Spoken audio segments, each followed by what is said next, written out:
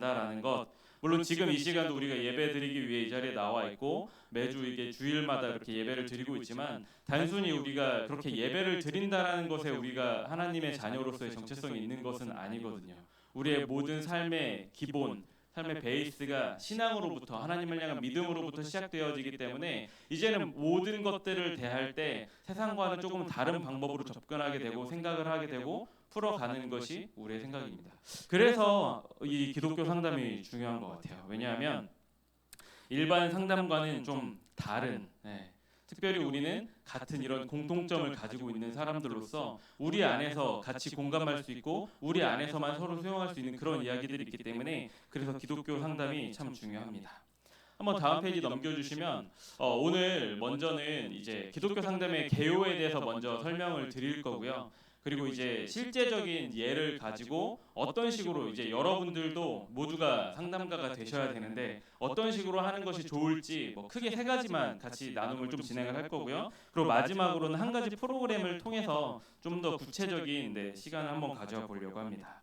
먼저 기독교 상담, 오늘 말씀 제목이 이제 기독교 상담의 실제인데 기독교 상담이라고 하면 말 그대로 기독교와 상담을 이제 합쳐놓은 단어죠. 실제로 우리나라에서도 기독교 상담이라는 단어를 참 많이 쓰고 있고 아까 말씀드린 것처럼 우리가 그런 신앙을 가지고 있는 사람들이 상담을 하게 될 때 기독교 상담이라는 단어를 사용을 하게 됩니다. 그런데 목회 상담이라는 단어 또한 많이 쓰이고 있어요. 사실 저는 기독교 상담을 전공하지 않았고 목회 상담을 전공했습니다. 그럼 기독교 상담과 목회 상담 차이점이 뭘까요? 사실 큰 차이점은 없어요. 큰 차이점은 없는데 우리나라에 기독교 상담 학회가 있고 목회 상담 학회가 있고 이렇게 별도로 나눠져 있는데 그렇게 나눠져 있는 이유는 사실 그 상담을 하는 그 상담자가 누구냐에 따라서 좀 바뀝니다. 그 안에 쓰여지는 뭐 프로그램이나 여러 가지 기법들에 대해서는 크게 차이가 없는데 일반적으로 평신도들 가운데 정말 열심히 상담을 공부를 해서 그런 기독교적인 마인드를 가지고 상담을 진행을 하게 되면 그걸 이제 기독교 상담이라는 단어로 사용을 하게 되고요. 특별히 이제 상담을 하는 사람이 목회자일 경우에 전도사나 목사님들이나 뭐 이런 분들이 상담을 진행하게 될 때는 사실 목회 상담이라는 단어를 쓰더라고요. 사실 동일한 건데 우리나라는 역사가 이제 그렇게 나뉘어서 시작이 돼서 지금까지 나눠져 있는데 사실 그렇다고 해서 뭐 서로 대립하거나 그런 이유도 전혀 없고 뭐 기독교 상담학회도 같이 가고 뭐 이렇게 많이 하고 있습니다. 장단점은 있죠. 이제 어찌 보면 그러면은 뭐 상담만 더 전문적으로 한 기독교 상담, 물론 그분들이 가지고 있는 뭐 여러 가지 스킬이나 그런 것들 뭐 더 뛰어나다라고 이야기를 할 수도 있고 또 목회 상담에서 목회자이다 보니 뭔가 영적인 뭐 이렇게 능력이 더 있을 것 같고 그런데 철저히 개인에 따라 다를 수 있다라는 거. 그래서 사실은 그 두 개는 큰 차이가 없고요. 그래서 이제 연세대 권수영 교수님이라는 분이 있는데 그분은 이제 본인이 책을 쓰면서 그렇기 때문에 굳이 이렇게 나눠서 쓰지 말고 차라리 기독상담이라는 단어를 쓰면 어떨까 이런 제시를 하고 있습니다. 하지만 말씀드린 것처럼 특별히 이제 우리가 단어적인 차이는 있지만 실제적인 그 내용에 있어서는 큰 차이가 없다라는 거 정도를 알고 넘어가시면 될 것 같습니다. 먼저 다음 페이지 넘겨주시면 한 인물을 소개하려고 합니다. 그러면 우리가 이렇게 기독교 상담, 목회 상담 이런 것들이 좀 본격적으로 시작된 게 언제일까? 안톤 보이슨이라는 사람 이름 혹시 들어보신 분 계세요? 많이 없으시죠? 너무 잘 알려져 있지 않은 사람이에요. 사실은 목회 상담을 공부하는 사람들조차도 이 안톤 보이슨에 대해서 잘 모르는 사람도 많습니다. 그런데 이 안톤 보이슨이라는 사람이 참 중요한 것은 이 사람이 처음 이런 목회 상담학적인 여러 가지 체계를 잡았기 때문이에요. 보면 이제 살아있는 인간 문서라는 단어가 이렇게 적혀 있는데 이제 이 안톤 보이슨이라는 사람은 의사였어요. 정신과 의사였는데 정신과 의사가 아니라 목사였어요. 처음에 그가 목사였는데 이 사람이 어느 날 이제 정신병 때문에 정신병원에 수감을 하게 됩니다. 정신병원에 수감이 돼서 약 한 15개월 동안 그 정신병원에서 이제 계속해서 상담도 받고 여러 가지 치료의 과정들을 겪게 되는데 그런데 거기서 이제 상담을 하는 그 대부분의 사람들이 이 안톤 보이슨 이분한테 이런 제안을 하는 거예요. 당신이 가지고 있는 그런 성적인 억압들을 너무 억압하려고 하지 마십시오. 성적인 욕구들을 너무 억압하다 보면 그게 문제가 됩니다라고 많은 사람들이 계속 제시를 하면서 이야기를 했는데 이거에 대해서 너무나도 마음이 어려웠던 거예요. 왜냐하면 목사이기도 했더니 안톤 보이슨 이렇게 나중에 심리학을 공부했던 사람인데 이 사람이 스스로 그렇게 어려운 상황 가운데 자기 자신을 돌아봤을 때 내가 이렇게 힘든 게 성적인 그런 욕망 때문이 아니라 내가 가지고 있는 그런 종교성과 여러 가지 일치되어지지 않는 여러 가지 그런 문제들이라고 스스로 이제 판단이 되고 정리가 된 상황이었는데 외부에서는 계속 그런 이야기들을 했기 때문에 거부감이 들었던 거죠. 사실 그렇게 많은 사람들이 이야기했던 것, 사실 프로이트는 많이 들어보셨죠. 이제 프로이트가 가장 이 정신분석학자로 최근에 가장 이 많은 이렇게 각광을 받고 많은 사람들에게 알려져 있는 사람인데, 이 사람이 주장했던 것이 사실 모든 그런 인간의 그런 생각과 그런 기저에는 성적인 것들이 자리 잡고 있다라는 걸 가지고 시작을 했거든요. 그러다 보니 그런 이야기들을 많은 사람들이 하게 됐고, 안톤 보이스는 특별히 목사였고 이런 부분에 대해서 많은 저항감을 가졌겠죠. 그리고 이제 정신병원에서 나오고 나서 자신의 그런 모습들을 돌아봤을 때도 여전히 이제 그 프로이트의 그런 정신분석학에서 이야기했던 것들이 자신과는 맞지 않다. 왜냐하면 자기는 이제 그런 성적인 욕구에서 우선순위가 있었던 것이 아니라 신앙인으로서 하나님과의 그런 관계, 내가 어떻게 신앙생활을 할 것인지, 어떻게 사람들과 신앙적인 것들을 가지고 관계를 형성할 것인지, 이런 게 중요했는데 너무나 이런 정신 분석학에서는 너무 사람의 그런 욕망에 대한 것들만 가지고 이야기를 하다 보니 이제 그것들은 옳지 않다라고 해서 본인이 스스로 이제 이런 새로운 분야를 개척을 하게 됩니다. 그러면서 다음 페이지 한번 보시면 네, 체계화시켜서 뭐 이런 것들을 주장을 했어요. 이 이후에 계속 체계화시켜서 좀 빨리 넘어가면 이제 이 사람이 중요한 이유는 그 다음 자기의 다음 자신의 제자들에게 실제적인 것들을 가르치기 시작했습니다. 사람들 이렇게 목회신학적 원리 7가지에서 상담을 하거나 신학을 하거나 하는 관계에 있어서 어떤 것들이 중요한지 원리를 가지고 체계를 가지고 만들어 갔는데, 그 7가지 원리를 뭐 저런 식으로 세워서 사람들을 가르치고 양육을 했습니다. 근데 이렇게 들으면 조금 의아하신 거 있으시죠? 역사가 그렇게까지 얼마 안 됐구나라는 그런 생각이 드시죠? 사실 아까 프로이트 잠깐 이렇게 이름을 보셨을 텐데, 이 프로이트가 1856년에 태어나서 1939년에 죽었는데, 그러니까 프로이트가 지금 죽은 지 100년도 채 되지 않았죠.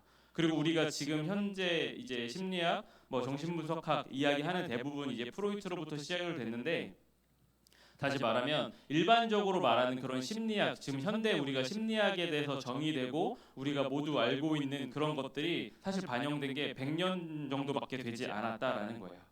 그리고 거기서 파생돼서 이 안톤 보이슨이라는 사람부터 해서 목회 상담이 거기서 이렇게 파생되어 나왔다라고 말씀을 드릴 수 있는데, 이런 건 사실 그 체계화된 그런 방법론적인 그런 상담에 대한 것이고, 사실 이런 원리들이 제시되기 이전에도 예전부터 상담은 충분히 되어 왔었죠. 여러분들도 사실 마찬가지죠. 이런 것들을 제가 뭐 목회 상담은 어떤 것이고 기독교 상담은 어떤 것이고 여러분들에게 말씀드리기 이전부터 사실 여러분들 구역 안에서 혹은 여러분들의 자녀에게 여러 가지 그런 상담들을 해 왔었죠. 그러니까 최근에 체계적으로 신학적으로 정리된 그런 과정들이 이제 비교적 최근에 있었다라는 것을 말씀드리는 거고요. 이제 그 원리 그리고 이전에 있었던 뿌리를 찾아보면 예수님께서 그 제자들과 함께 나누었던 이야기들, 예수님께서 이제 그 죽으신 이후에 누가복음에 나타나서 그 엠마오 도상에서 대화를 나누는 것들, 이런 것들도 다 그 목회 상담의 테두리 안에 집어넣을 수 있습니다. 단지 체계화된 것이 그렇게 역사가 오래되지 않았다라는 것, 이건 개요적으로 단어적 정의를 내려드리기 위해서 말씀을 드립니다.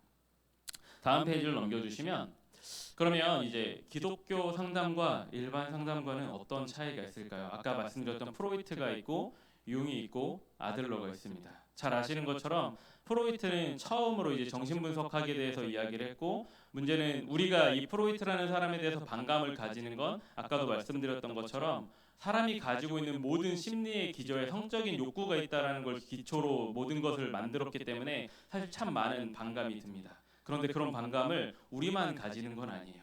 자, 저기 프로이트, 융, 아들러 저 세 명을 이제 세계 3대 심리학자, 정신분석학자라고 이야기를 합니다.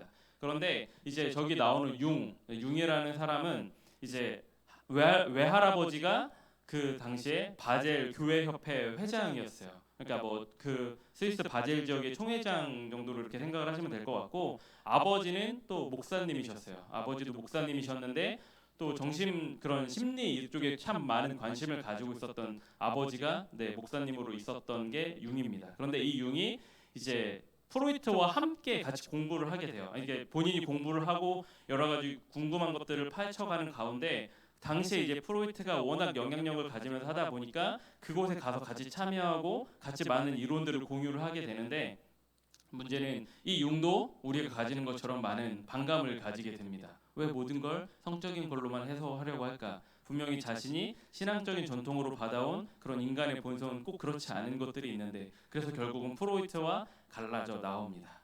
아들러라는 사람은 어떤 사람이냐면 오스트리아 출신의 의사인데 이 사람은 유대인이었어요. 이 사람도 기본적으로 그런 유대교적인 영향을 받아왔던 사람이고, 아들러도 마찬가지로 이 프로이트가 가지고 있었던 그런 기본적인 사상들에 대해서 많은 반감을 가지고 별도로 이제 나와서 여러 가지를 주장을 하게 됩니다.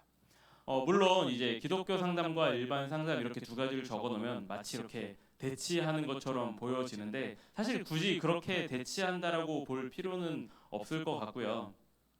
기본적으로 그렇다라고 해서 일반 상담의 그런 다양한 범주 안에 기독교 상담이 들어간다라고 볼 필요도 없을 것 같습니다. 저는 거꾸로 정리를 하고 싶어요. 우리가 기독교 상담, 왜냐하면 모든 것들은 우리가 믿고 있는 그 하나님과의 관계 안에서 진행되기 때문에 사실 일반 상담이라고 이야기하는 것들, 그건 사실 우리가 생각하는 테두리에서 본인들이 밖으로 나가 버린 거라고 볼 수 있죠.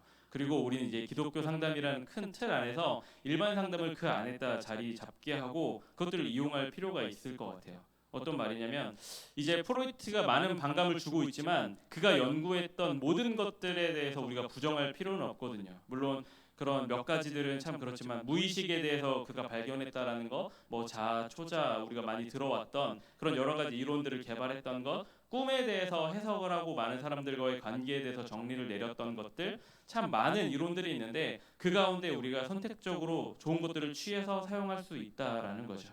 융과 아들러가 했던 것도 마찬가지고, 그리고 그 이후에 수많은 사람들이 해놓은 그 수많은 업적들에 대해서 뭐 방법론적인 것들, 여러 가지 기술이라고도 이야기를 할 수 있고 뭐 그런 것들이 있는데, 그것들에 대해서 무조건 좋지 않다라고 접어두는 것이 아니라 우리가 하나님의 자녀라는 그 마음의 중심에 이렇게 가지고 있는 상황에서 여러 가지를 잘 활용해서 우리가 이용할 수 있는 것, 그것이 이제 우리에게 필요하다라는 겁니다. 그래서 사실 이제 이것들을 비교하면서 우리가 한 가지 딱 알아야 될 게 있어요. 그러면 기독교 상담이 가지고 있는 특별한 장점이 무엇이 있을까? 여러분들이 이제 모두가 아까 말씀드린 것처럼 상담가가 되셔야 돼요. 여러분들 구역에서도 이미 되어 계시죠. 한 번도 지금 살면서 주변에 같이 교회 다니는 분들로부터 그런 상담을 이렇게 요청받지 않았던 분들이 아마 없으실 텐데, 세 가지를 말씀을 드리겠습니다. 너무 익숙하고 보편적이지만 우리가 누군가와 상담을 할 때 가끔 잊어버리는 것, 그래서 다시금 마음에 새겨야 되는 것, 그 세 가지를 먼저 말씀을 드리면, 먼저는 바로 하나님입니다. 하나님. 페이지는 그냥 요거 켜주시면 되고요. 하나님이 어떤 의미냐면요, 우리가 누군가와 상담을 진행할 때 정말 그 일반 상담에서는 감히 다룰 수 없지만 우리에게는 하나님이 계시다라는 거예요. 일반 상담에서는 계속해서 이야기를 하면서 결국은 끌어내는 게 그 사람이 가지고 있는 그 사람 마음의 중심, 그 사람이 넌 사실 할 수 있는데 너가 여러 가지로 억눌려 있어, 그러니까 너가 결국은 그것들을 스스로 해 나가야 돼 라는 것을 북돋아 주는 게 사실 일반 상담에서 이야기해 주는 결론입니다. 그런데 우리가 이 기독교 상담 안에서 하나님이 계시다라는 건 우리에게 너무나도 큰 은혜이면서 너무나도 당연한 기쁨이 되어지는데, 어떤 것이냐면 전지전능하신 하나님, 그분이 우리에게 계시다라는 거죠. 정말 힘들고 어려운데 사실 그 모든 것들을 초월하실 수 있고 모든 것을 가능케 하실 수 있는 그 하나님이 계시다라는 것, 그분이 우리에게 계시다라는 겁니다. 그래서 우리가 상담을 진행을 하면서 먼저 기억해야 될 것은, 정말 좋은 상담자, 우리가 정말 좋은 상담자가 되기 위해서는 어떤 내담자가 와서 여러 가지 어려운 상황들을 말했을 때 내가 가지고 있는 생각들, 내가 가지고 있는 정답적인 것들, 아니면 내가 가지고 있는 뭐 기술들을 이용하는 것, 뭐 그것도 좋을 수 있지만 가장 중요한 건 그 사람이 올바로 하나님을 볼 수 있게 인도해 주는 것, 우리에게 가장 중요한 겁니다. 두 번째는 바로 예수님입니다. 예수님이 계시다라는 것, 우리에게 예수님이 계시다라는 것. 사실 정말 마음이 상하고 힘든 사람이 우리에게 찾아왔을 때 그 사람에게 하나님에 대해서 우리가 열심히 소개를 해주고 다시 너가 하나님을 바라보면서 힘을 얻어야 돼 이렇게 이야기를 할지라도 때에 따라서는 너무나도 낙심되어 있는 경우에 하나님을 인격적으로 대하지 못하는 경우가 발생하겠죠. 그냥 먼 곳에 있는 신으로서 그래? 그런 신이 계셔? 그런데 내가 이렇게 힘든데 그분은 왜 저 먼 곳에서 나를 바라만 보고 계셔? 이런 반문들을 제기할 수 있는 상황이 있거든요. 그런 분들에게 있어서 예수님, 특별히 예수님의 그 성육신 사건이 참 너무나도 우리에게 은혜가 되고 우리에게 좋은 도가 되는 것입니다. 우리가 함께 빌립보서 2장 6절부터 8절까지 말씀 읽었는데요. 한 번 더 제가 읽어드리겠습니다. 그는 근본 하나님의 본체시나 하나님과 동등됨을 취할 것으로 여기지 아니하시고 오히려 자기를 비워 종의 형체를 가지사 사람들과 같이 되셨고 사람의 모양으로 나타나사 자기를 낮추시고 죽기까지 복종하셨으니 곧 십자가에 죽으심이라. 아멘. 예수님께서 친히 사람의 몸을 입고 오셔서 우리 가운데 오셨고 차마 당할 수 없는 그런 수치를 경험하셨다라는 것. 너무나도 빛과 같이 그런 빛보다도 더 찬란한 그 예수님께서 우리 때문에 죽음을 경험하셨다라는 것. 네, 그런 극한 고통, 그런 고난, 그런 순환과 모욕을 경험하신 예수 그리스도 그분의 모델을 우리가 바라보면서 예수님이 우리의 아픔을 모르지 않다라는 것. 예수님도 우리 때문에 그렇게 아픔을 겪으셨고 우리가 겪는 그 어떤 것도 예수님이 우리 때문에 겪으셨던 그 아픔보다 더 클 수 없다라는 것. 그 예수님을 바라보게 하는 것, 우리 기독교 상담에서 두 번째 함께 이야기하고 할 수 있는 것입니다. 세 번째는 뭘까요? 네, 다들 높은 정답률로 성령님. 특별히 이제 일반 상담에서는 대화를 하면서 뭐 여러 가지 공감이 되어지고 수용되어지고 그 가운데 이제 자신의 모습들을 발견하고 그런 여러 가지 과정들이 진행되어지는데 사실 기독교 상담을 진행하다 보면 그런 경우들이 한 번에 이렇게 스킵되는 경우가 있어요. 그냥 이렇게 정말 성령님의 특별한 인도하심 가운데 함께 모여서 두세 사람이 모인 곳에 나도 함께 있겠다라고 말씀하신 그 성령님께서 역사하실 때 그 뜨거움을 경험하게 되고 사실 우리가 아무것도 한 게 없는 것 같은데 그 이야기를 듣는 가운데 마음이 뜨거워지고 놀라운 도우심을 또한 경험하게 되는 그런 경험들이 있거든요. 그래서 우리가 이제 기독교 상담이라고 이야기를 할 때 단순히 일반 상담과 다른 그냥 우리가 하나님의 자녀고 우리가 교회를 다니는 사람들이니까 기독교 상담을 하는 거야 라는 그런 관점으로 이해를 하시는 것보다 우리 안에 하나님 그리고 예수님, 성령님, 삼위일체 하나님께서 우리와 함께 하시다라는 그것을 마음에 새기고 그것들을 바라보면 우리가 왜 이제 기독교 상담에 대해서 더욱더 알아가야 되고 같이 이야기를 나눠야 되는지 정답을 찾아볼 수 있을 것 같습니다. 한번 다음 페이지를 보시면 한번 제가 한 가지 사례를 말씀을 드릴게요. 그리고 이 사례를 통해서 구체적으로 여러분들이 상담을 진행하면서 꼭 지켜야 하는 것들 세 가지를 또 말씀드리도록 하겠습니다. 실제로 이제 있었던 일이고요. 제가 교회에 있었는데 교회에 이렇게 한 통의 전화가 걸려왔습니다. 전화 걸려와서 제가 전화를 받았는데 그분이 저한테 이렇게 이야기를 하시는 거예요. 그러니까 사실은 제 자리에 직접 전화를 하신 게 아니라 교회 전화로 왔는데 이렇게 제가 땡겨서 이렇게 전화를 받은 거였거든요. 근데 이분이 이제 제가 누구인지 이제 물어보시더니 제가 이제 사역자라는 것을 알고 나서 본인 이야기를 좀 하시더라고요. 갑자기 먼저 그분이 분당에 사시는 분이래요. 분당에 사시는 분인데 너무 이제 고민이 되고 상담을 하고 싶은 게 있는데 이제 어디에 상담을 요청할까 고민을 하다가 본인 이제 분당에 살고 있는데 분당에 살고 있어서 그냥 지도를 딱 펼쳐놓고 그래 내가 분당이니까 분당선을 한번 보자 이렇게 쭉 보다가 개포동역이 갑자기 눈에 딱 들어와서 개포동역 근처에 어떤 교회가 있는지를 딱 보다가 그래 합동보다는 그래도 통합적 교회가 더 좋은 것 같다라는 그런 마음을 가지고 우리 교회에 그냥 전화를 하셨대요. 실제로 있었던 일이에요. 네, 그렇게 해서 전화를 하셨어요 저한테. 그래서 제가 전화를 받고 그러시냐고 뭐 한번 저도 마침 그때 시간이 돼서 한번 이야기를 해보시라라고 이야기를 들어보기로 했습니다. 그랬더니 이분이 자기에게 이제 딸이 한 명이 있는데 딸이 이제 시집을 갈 나이가 됐어요. 그리고 감사하게도 하나님의 은혜로 만나던 남자가 있었습니다. 그런데 한 가지 아쉬웠던 게 그 남자분이 교회를 다니지 않는다는 거예요. 신앙생활을 하고 있지 않았습니다.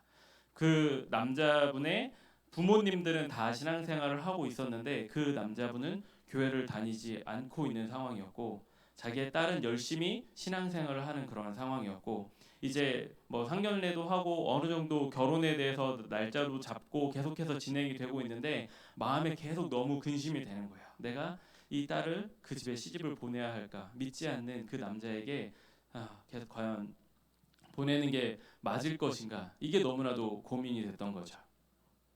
자, 제가 뭐라고 대답했을까요? 네, 시집을 보내라고 했을까요? 보내지 말라고 했을까요? 네? 보내라고요? 네, 보내지 말라고 했을까요? 보내라고 했을까요? 자, 사실은 뭐 그것보다 더 중요한 건 저는 이제 보내라고 했어요. 보내라고 했는데 왜 보내라고 했는지가 사실은 더 중요해요. 왜 보내라고 했을까요, 제가? 네. 네. 뭐 사실 뭐 여러 가지 이유가 있죠. 그 남자 부모님이 교회를 다니고 있으니까 어차피 구원을 받을 거야. 그리고 뭐 요즘에 사실 정말 결혼하기 힘든데 지금 당장 안 믿어도 일단 남자를 만난 게 어딥니까? 이렇게 이야기를 할 수도 있고 여러 가지가 있는데 사실 제가 그분에게 보내십시오라고 말씀드렸던 건 그분이랑 열심히 대화를 나눴어요. 여러 가지 대화를 나누고 그분이 가지고 있는 생각에 대해서 이야기를 듣고 여러 가지 계속 대화를 나누다 보니까 이분은 이미 보낼 마음이 있는 분이에요. 그래서 저는 보내라고 이야기를 했어요. 그런데 중요한 건 보낼 마음이 있는데 왜 굳이 이렇게 막 랜덤으로 막 지하철역까지 찾아가면서 이렇게 해서 저한테 전화를 했을까요? 네, 사실 이제 이분이 갖고 있었던 마음은 이런 거였어요. 뭐냐면 이제 본인이 이미 이제 딸을 시집을 보내기로 다 결정을 했고 사실은 뭐 주변에서 여전히 막 반대하는 그런 사람들도 많이 있었고 뭐저 아는 목사님들에게 이야기를 했더니 그렇게 하면 절대 안 된다라는 이야기도 많이 듣고 그러다 보니 마음에 되게 심란했었는데 사실 이분이 이렇게 교회에 전화를 해서 이야기를 했던 건 그거였어요. 어떤 누군가여도 좋으니 목회자가 보내도 된다라는 이야기를 해줬으면 좋겠다라는 게 이 사람이 가지고 있는 생각이더라고요. 네. 사실 이제 우리가 웃으면서 받아들일 수 있지만 이 사람한테 너무 심각한 문제였어요. 제가 거의 한 30분 정도 통화를 했거든요. 그래서 열심히 이렇게 통화를 하다가 그래서 이렇게 어느 정도 그래도 이분이 좀 신뢰할 만한 분이다라고 생각이 돼서 그냥 제 사례도 말씀을 드렸어요. 저희 어머니가 저희 아버지께 시집을 오실 때 우리 집에는 믿는 사람이 거의 없었고 근데 어머니가 시집을 오셔서 지금은 이제 우리 가족 가운데 목사님이 저 포함 3분 계시고 다 장로님이시고 뭐 이렇게 됐는데 중요한 건 그냥 시집을 보내면 되는 게 아니라 그냥 선교지에 선교하는 마음으로 시집을 보내면 된다라고 말씀을 드렸어요. 그렇기 때문에 뭐 보내는 건 중요한 게 아니라 보내면서 끊임없이 그 가족을 위해서 기도해야 된다는 걸 말씀을 드리면서 한 30분 동안 그렇게 이야기를 나눴습니다. 여기서 이제 중요한 3가지 포인트를 여러분들과 같이 나누도록 하겠습니다. 먼저 그분이 왜 하필이면은 그냥 본인 교회에 있는 뭐 목사님들도 많이 있을 것이고 주변에 뭐 다른 목사님들도 많이 계실 텐데 굳이 얼굴도 모르고 그냥 이렇게 교회를 찾아서 그렇게 전화를 했을까요? 그 이유가 뭘까요? 성령님의 인도하심.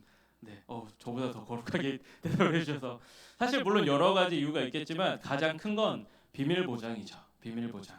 사실 이게 너무나 마음이 힘들고 그런데 교회에 있는 목사님들께나 이렇게 상담을 요청했다가 물론 상담을 요청할 수 있어요. 그런데 예를 들어서 그 교회 목사님이 절대 시키면 안 된다라고 이야기를 했는데 본인이 결국 고민하다가 이렇게 시키게 됐을 때 참 그런 경우도 문제가 되는 것이고 사실 그것보다 이제 비밀 보장이 안 된다라는 거 내가 이 자녀를 보내기 위해 이런 여러 가지 고민을 하고 갈등을 하고 있는 그런 상황들을 사실 이제 쉽게 보여주고 싶지 않은 그런 마음도 있는 거거든요. 그래서 정말 힘겹게 이렇게 전화를 했던 건데 이 말씀을 드리는 건 우리 안에 참 비밀 보장이 중요해요. 그렇기 때문에 물론 이제 다 지나간 일이기 때문에 우리는 쉽게 이제 웃으면서 이야기를 할 수 있지만 정말 그 누군가에게는 그 일 자체가 지금 당장 결정되어지거나 어떤 사람에게 공감받지 못하면 너무나도 힘들 것처럼 어려운 상황으로 우리에게 다가올 수 있거든요. 그 사람에게는. 그런데 우리가 내가 봤을 때는 그게 그 문제는 아닌 것 같아. 그 정도는 아닌 것 같아라고 해서 야, 그 사람 이런 걱정들이 있어라고 주변 사람들에게 이야기를 하면 이제 그 사람은 더 이상 공동체 안에서 같이 발붙이고 지내기가 쉽지가 않겠죠. 사실 기독교 상담이 아까 말씀드렸던 그런 하나님, 예수님, 성령님의 역사하심이라는 너무나도 좋은 장점들이 있는데 한 가지 조금 염려되어지는 것이 이런 것에서 비롯되어지는 이중관계에 대한 거거든요.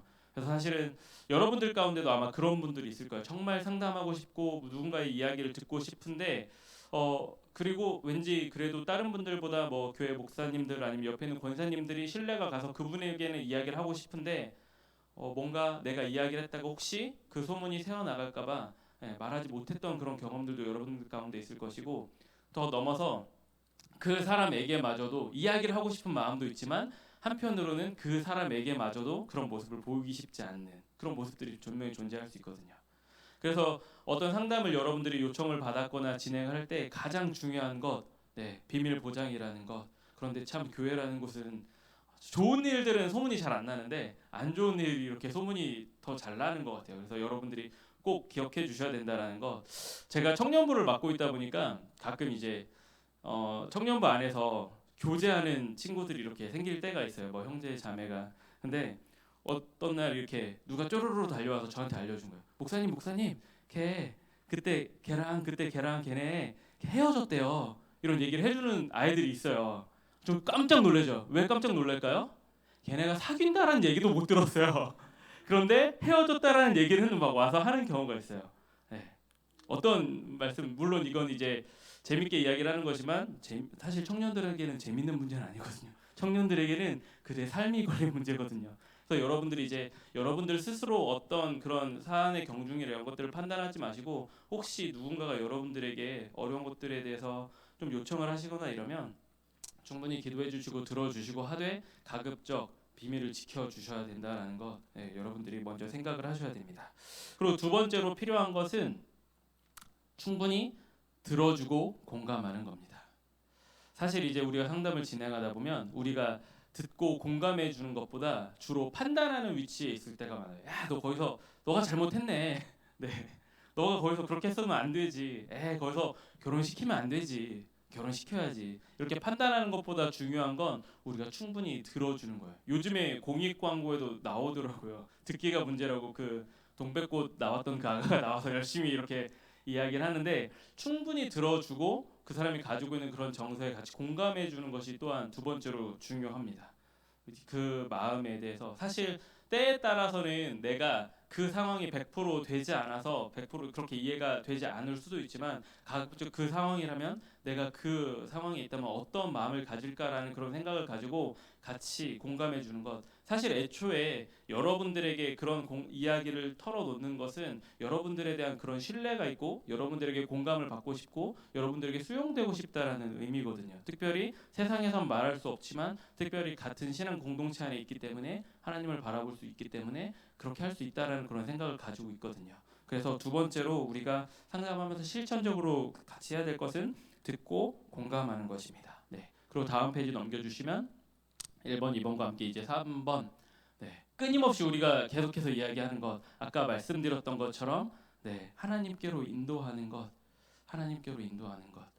사실 일반 상담에서 참 가끔 이제 우리가 뉴스를 보다 보면 안타까운 그런 뉴스를 볼 때가 있어요. 어떤 내담자가 상담자를 찾아가서 상담을 했는데 오히려 그 상담자에게 별로 좋지 않은 일을 당해가지고 그런 것들이 문제가 될 때가 있습니다. 얼마 전에도 이제 우리나라에 그래도 좀 상담으로 권위 있던 어떤, 심지어 그분이 목사님이셨는데 그분이 이제 찾아왔던 내담자에게 성적인 문제를 일으켜서 구속당하는 그런 경험도 있었어요. 이런 일들이 말해주는 게 뭐냐면, 사실 내담자들이 찾아올 때는 이미 본인이 약간 뭔가 연약해져 있는 마음, 사실은 조금은 상처받고 어찌 보면 상담자보다 내담자가 연약해져 있는 그런 마음으로 찾아오거든요. 그럼 상담자의 입장에서는 그것들을 채워주면서 사실 그런 과정에서 자연스럽게 이 내담자가 상담자에게 의지를 하게 되어지는 그런 과정이 되는데, 우리가 특별히 그런 상담을 진행할 때 내가 잘나서 역시 내가 잘 상담을 했어, 이런 마음보다는 결국 이 모든 것들을 가능케 하신 분이 하나님이라는 사실을 계속 기억하면서 계속 그분이 다시금 하나님을 바라볼 수 있게 예수님으로 말미암아 그 가운데 위로받고 치유받을 수 있도록, 그리고 함께 대화를 나누는 가운데 성령님께서 인도하도록 계속해서 나 중심이 아니라 이야기가 하나님께로 인도되어질 수 있도록, 그래서 이 세 가지 방법론을 여러분이 한번 기억해 볼 필요가 있을 것 같습니다. 네, 생각했던 것보다 시간이 많이 흘렀는데 우리 한 가지 좀 프로그램을 좀 진행을 해보려고 합니다. 어떤 거냐면, 이제 아까 말씀드렸던 것처럼 일반 상담에서 사용하는 여러 가지 그 도구들을 우리가 또한 사용할 수 있다라고 하는데, 우리가 사용하기 때문에 우리에게 더 의미 있고 더 가치 있는 그런 것들도 있어요. 어떤 거냐면, 일반 상담에서는 이제 드라마 치료라는 기법 또한 많이 사용합니다. 특별히 집단 상담 여러 명이 있는 경우에 이 드라마 치료를 사용을 합니다. 특별히 이제 말을 잘 못하는 사람들이 있어요. 네, 우리는 그 사람들을 가르쳐서 청소년이라고 이야기를 하죠. 청소년들은 자신의 그런 속마음이나 자신의 이야기들 잘 이렇게 꺼내서 얘기를 잘 못하거든요. 그런데 이제 같이 하나의 드라마를 해봄을 통해서 자기도 모르게 자기가 갖고 있었던 그런 생각들이 그 드라마에 반영이 되기도 하고, 그 드라마에서 나타나는 그 사람들의 반응을 통해서 이제 치료를 하는 그런 효과들이 또 주어지기도 합니다. 근데 이제 물론 그런 기본적인 것들로부터 시작되었지만, 사실 그 결과는 훨씬 우리에게 너무나도 유익한 비블리오 드라마라는 것이 있습니다. 이것은 어떤 거냐면, 우리가 성경 안에 있는 한 가지 이야기를 가지고 우리가 직접 그 안에 들어가서 역할을 맡아보는 거예요.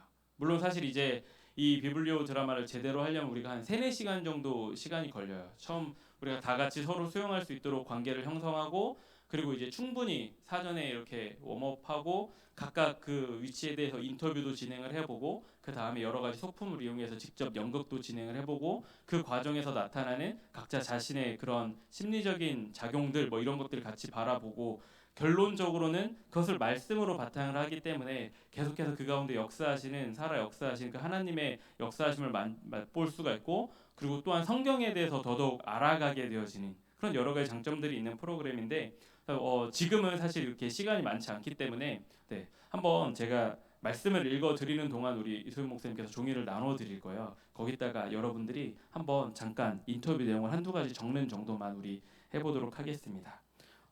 페이지는 다음 페이지 넘겨주시면 좋을 것 같고요. 본문은 누가복음 15장 11절에서 32절입니다. 제가 종이 받으시는 분들은 받으시면서 제가 메시지 성경에 있는 말씀으로 한번 읽어드릴 텐데, 여러분들이 한번 다 같이 눈을 감고 그냥 제가 읽어드리는 이 말씀에 집중해서 한번 들어보시면 좋을 것 같습니다. 예수께서 말씀하셨다. 어떤 사람에게 두 아들이 있었다. 둘째 아들이 아버지에게 말했다. 아버지, 제가 받을 유산을 지금 당장 주십시오.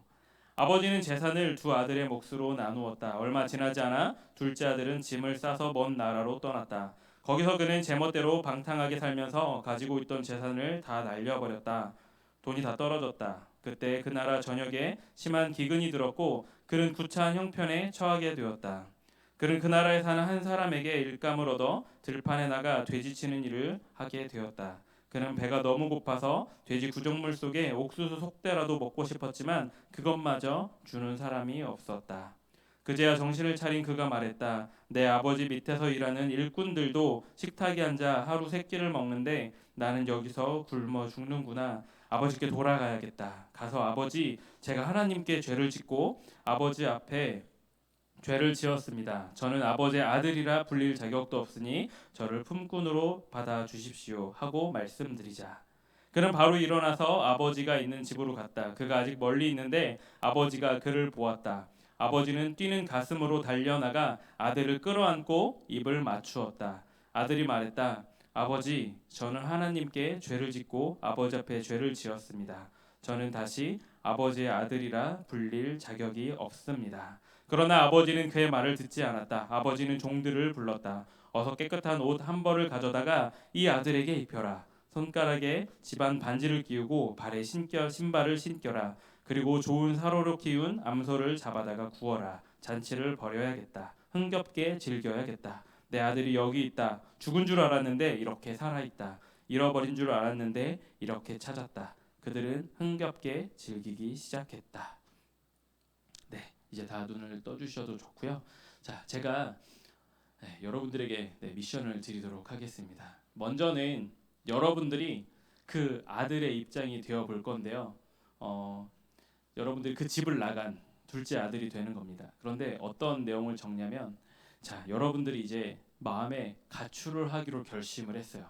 가출을 하기로 결심을 하고 아버지께 찾아가서 이제 내가 돈을 다 달라고 이야기를 해야겠죠. 내 몫을 달라고. 자, 여러분이 그렇게 아버지께 찾아갔을 때 아버지는 어디서 무엇을 하고 있었을지 여러분들이 한번 상상해서 여러분들이 생각 속에서 한번 적어보시면 좋을 것 같아요. 한번 여러분들이 아들이 돼서 인터뷰를 진행을 하는 겁니다. 자, 그때 아버지는 어디서 무엇을 하고 있었나요? 네, 뭐 성경 속에는 어디서 무엇을 했다는 이야기가 나오지 않습니다. 한번 여러분들이 상상을 하셔서 여러분들이 둘째 아들, 돈을 달라고 아버지께 찾아갔을 때 아버지가 어디서 무엇을 하고 있었을지 한번 잠깐 적어보도록 하겠습니다. 나눠드린 종이에다가 잠깐 시간을 드리고 적어보겠습니다.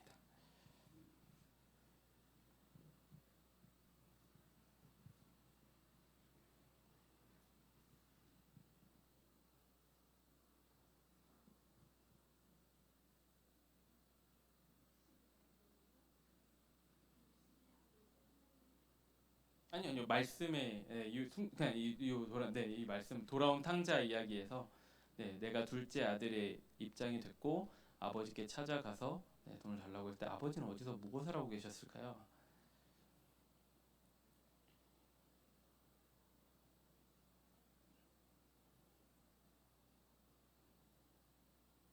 뭐 정답이 있는 거 아니니까 컨닝은 안 하셔도 되고요.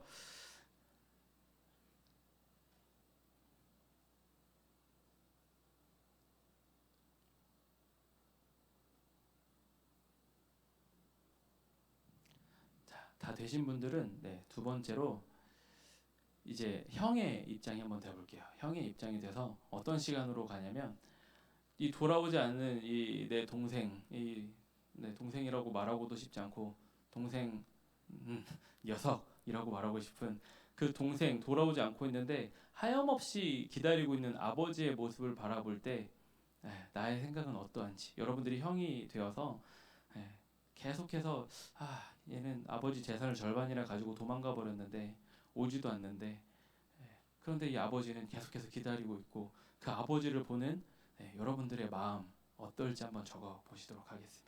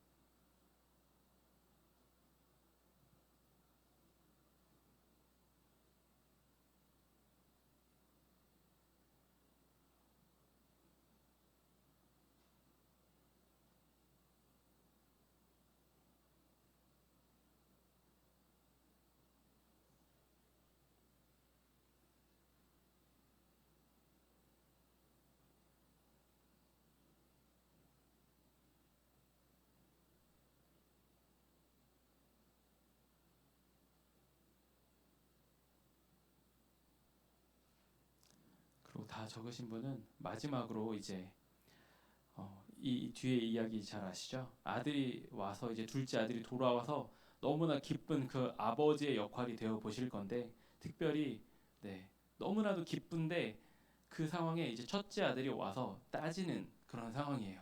첫째 아들이 왜 이 아들을 그렇게 잘 대해 주십니까? 라고 따질 때 그 이야기를 듣는 여러분들의 마음이 여러분들의 아버지라면 둘째 아들이 돌아와서 너무나도 기쁜데 그것에 대해서 잘 대해줬더니 따지는 첫째 아들 그 아들을 바라볼 때 나의 마음이 어떠할지를 한번 적어보도록 하겠습니다.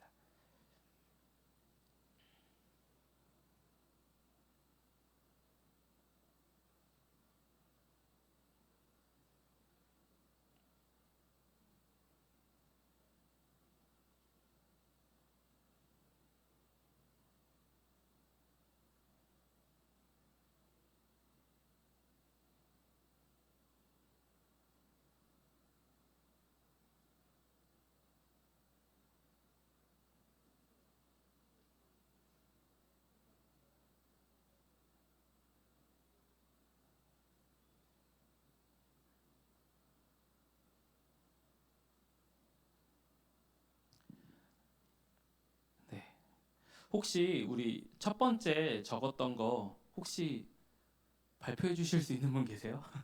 혹시 첫 번째 네, 다 적으셨죠? 그 아버지가 어디서 무엇을 하고 있을지 네, 질문 드렸을 때 혹시 한번 발표해 보고 싶다. 네. 네, 네, 권사님 한번 큰 소리로 한번 네.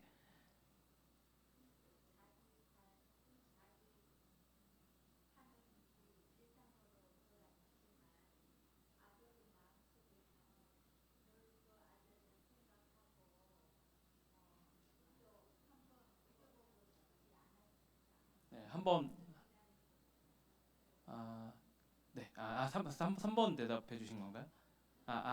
네. 첫 번째 제가 말씀드린 게 첫 번째 제가 요청드렸던 거, 이 아들이 돈을 요구하러 갔을 때 아버지가 어디서 뭘 하고 있는지 아들의 관점에서 바라봤던 것, 그렇죠? 네, 혹시 한번 네, 네,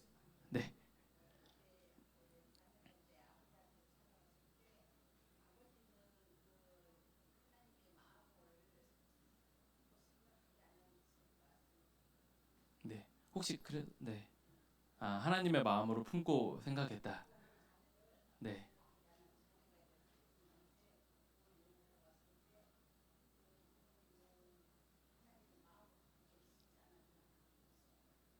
네, 혹시 네, 감사합니다. 네, 네,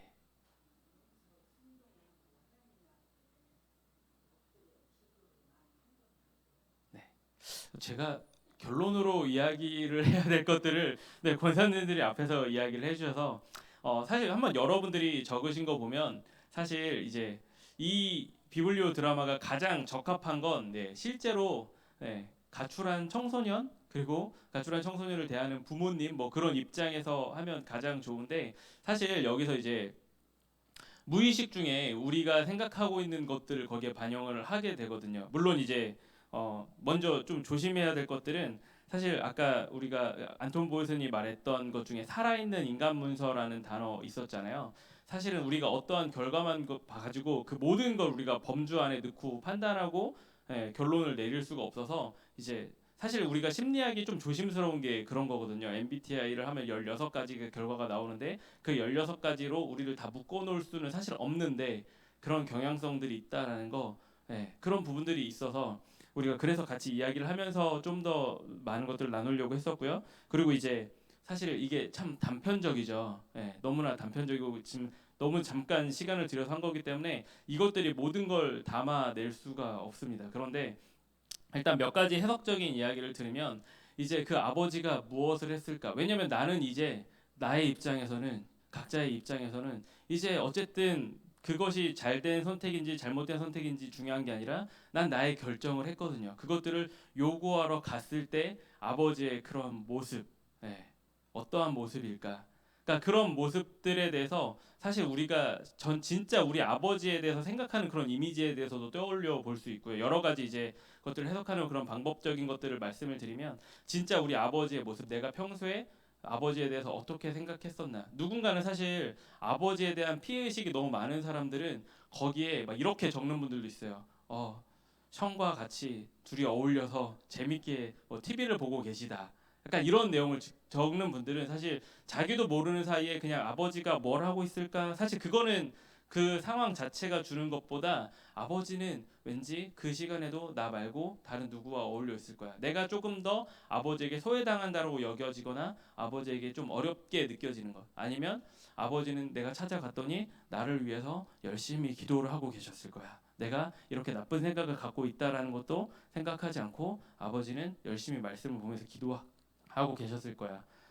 여러분들이 가지고 있는 아버지에 대한 이상을 반영하시는 것일 수도 있고 정말 여러분들이 실제로 경험했던 아버지의 모습일 수도 있는데 사실 이런 것들을 조금 더 구체화시켜서 우리가 바라보기 위해서는 조금 더 많은 시간을 가지고 서로 이제 공감대를 형성하고 진행하는 시간들이 필요하겠죠. 시간이 많이 지나가서 뒤에 있는 해석적인 내용들은 다음 시간에 뒤이어서 말씀을 드리도록 할 거고요. 혹시 그것들을 내주실 분들은 내주시면 제가 그것들 중에 몇 가지를 사례적으로 해서, 물론 아까 말씀드린 것처럼 그것만 가지고 너무 단편적이고 일반화될 수 없기 때문에 그것만 가지고는 할 수 없지만, 좀 그거를 보고 제가 그냥 적용할 수 있는 것들을 다음 주에 좀 같이 나누면 좋을 것 같아서, 혹시 나가시면서 이름은 뭐 적지 않으셔도 됩니다.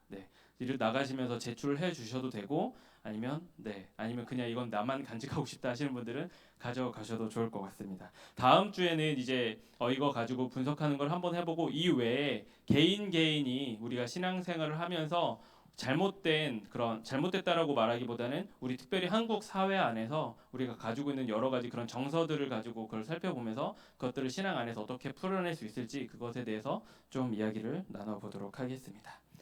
제가 기도하고 마무리하겠습니다.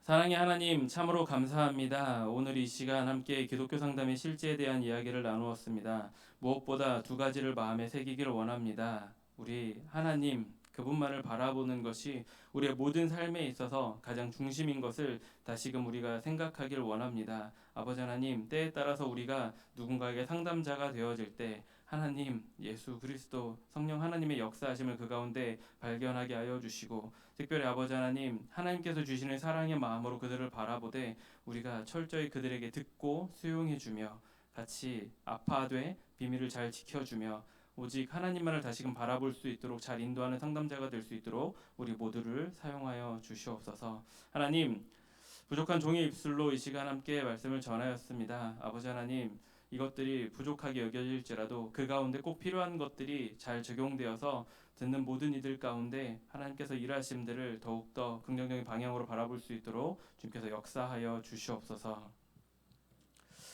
이제는 우리 주 예수 그리스도의 크신 은혜와 하나님의 말로 닿을 수 없는 사랑하심과 성령님의 교통 역사 충만케 하심이 오늘 이 시간 함께 말씀을 들으며 다시금 하나님만 바라보기로 결단하는 우리 모든 성지의 가족들 위해, 그들의 가정과 그들의 삶의 현장 위에 지금부터 영원까지 함께하여 주시기를 간절히 축원하옵나이다. 아멘.